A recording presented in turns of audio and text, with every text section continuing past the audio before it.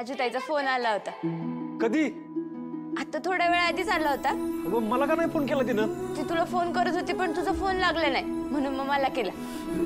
बर मला सांग, अजून काय सांगितलं का तिनं? कुठं राहते ती? खाय प्यायचं सगळं व्यवस्थित आहे ना? आणि पाऊस पाणी जास्त असेल ना तिकडं, तिला म्हणा गारवा हवेत, स्वतःला जप. तिच्या जवळच्या मैत्रिणीचा फोन नंबर घेऊन ठेवता येत नाही का? राजूचा फोन लागला नाही तर तिला करता येतो ना फोन आपल्याला. अरे हो हो, थांब जरा. तिला बोलू देणारच का नाही? तू थांबलास तरच ती बोलू शकेल ना. दादा ती एकदम ओके, सगळं व्यवस्थित आहे. आणि कोर्स पूर्ण होऊन माघारी येईपर्यंत ती रोज संध्याकाळी तुला फोन करणार आहे. नाही तर तू जेवणार नाही ना, असं ती म्हणत होती. चला म्हणजे राजू तिच्या मार्गाला लागली. आता एकदा तेजूला तिची खुशाली विचारली ना, माझी काळजी मिटेल. तिला एकदा विचारतो घरी सगळं व्यवस्थित आहे का नाही. हा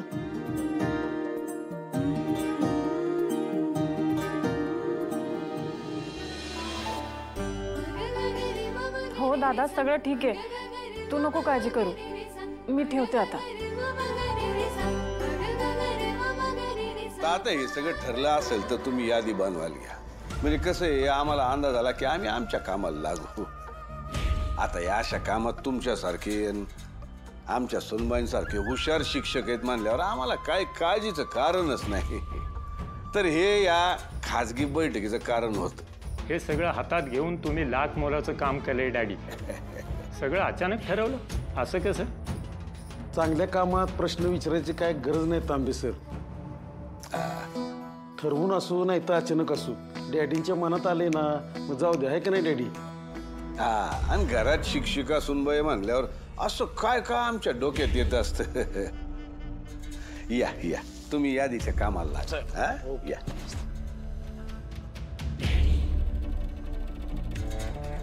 सुनबाई, नाही आमच्या हातून चुका झाल्या असतील पण त्याने काही माणूस वाईट ठरत नाही ना.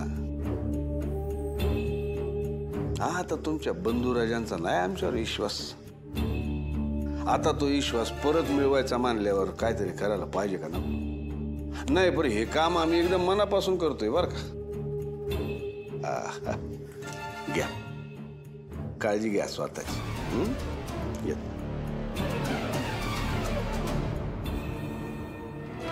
हे सगळं खरं असेल तर चांगलंच आहे, पण डॅडींच्या मनात काय चाललं ना हे कळणं अशक्य आहे. ऐका ना, मी तर म्हणतो आपण तिघही आत्ता मॅरिड आहोत. चला ना जाऊया सगळेच कुठेतरी फिरायला. तेवढाच या रोजच्या कामातून ब्रेक. मी पाऊस पण सुरू होते. हे मी काय फिरायला वगैरे येणार नाही. तुमचा प्लॅन झाला ना, तुमचं जावा की. हा हे याला काय अर्थ आहे? जिम, आता प्लीज फालतू कारणं नको दिवसा. वहिनी ऐकत नाहीये का? ते का पायावर तयार आहे यायला, पण मला यायचं नाही. हे काय वहिनी येतील म्हणतोस, पण तुला काय झालं यायला? जिम, तुमच्यामध्ये सगळं ठीक आहे ना? अरे हे काय विचारणं झालं का? आत्ताच ते हनीमूनला गेले होते ना. जी, वहिनी दिसायला फार काही सुंदर नाही, पण त्यांच्यात नक्कीच काहीतरी चांगले गुण असतील म्हणून तू त्यांच्याशी लग्न केलंयस, होय ना? तुम्हाला ह्याच विषयावर बोलायचंय काय? मी तुम्हाला स्पष्टपणे सांगतो काय, मला तिचं काहीच कौतुक नाही आहे, म्हणून मी तिला घेऊन कुठं पण फिरायला येत नाही. या हायफाय लोकांच्यात आपण मिसळूच शकत नाही. तर तुम्हाला का म्हणून घेऊन आले असतील इथं? माझी घुसमट व्हायला लागली आता. एक तर मला काय न सांगता इथं घेऊन आले आणि आता स्वतः जाऊन बसलेत मित्रांवर. काय करू? आपण निघूया म्हणून सांगू काय ना? हा, असंच करते. आलेच आम्ही.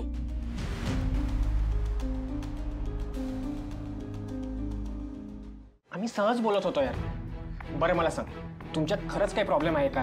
प्रॉब्लेम? अरे आमच्यात काय नीट चाललंय ते विचार ना. अरे आमच्यात सगळ्यांना नुसता असा अडथळाच चालू आहे. मला कोणी विचारलं असतं ना तर मी तिच्यासोबत लग्न करायला कधीच नकार दिला असता. पण आमचं हे नानानी शब्द दिला आणि मला तिच्याशी लग्न करावं लागलं. हे बघ, माझं तिच्यावर काय प्रेम प्रेम नाही आहे. लग्नाच्या पहिल्या दिवसापासून ती माझ्या नरड्यावर येऊन बसली.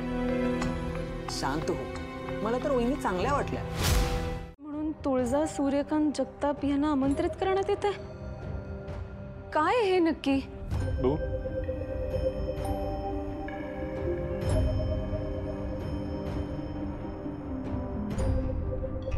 बघितलं का आत्या, डॅडींचा तुम्हाला घरी न्यायचा अजून एक प्रयत्न. काय लिहिलंय नक्की त्यात? तूच वच. कैलासवासी जानकीबाई निंबाळकर यांच्या स्मृतिप्रित्यर्थ गावच्या शाळेमध्ये विशेष कार्यक्रम आयोजित करण्यात आला आहे. सासूबाईंच्या नावानं कार्यक्रम? पण कार्यक्रम कसला आहे? ते काय स्पष्ट लिहिलेलं नाही, पर समध्या गावाला निमंत्रण दिलंय मालकांनी. मला वाटतं आपण तिथं जाण्यात काहीच अर्थ नाही. तसे बी कार्यक्रम काय आहे हे आपल्याला माहितच नाही, तर आपलं काय काम आहे ना तिथं. नाही नाही, डॅडींनी फार हुशारीने प्रमुख पाहुणी म्हणून माझं नाव घातलंय त्यात. म्हणजे समजा हा कार्यक्रम गावाच्या भल्यासाठी असेल आणि मी जर तिकडे गेले नाही तर लोक मला नावं ठेवतील हे माहिती आहे ना त्यांना. म्हणजे तू जायचा विचार करतेस? मी एकटी नाही, आपण सगळ्यांनी जायचंय तिथे. बघू तरी आपल्या बायकांना घरी नेण्यासाठी डॅडीने काय काय घाट घातलाय ते.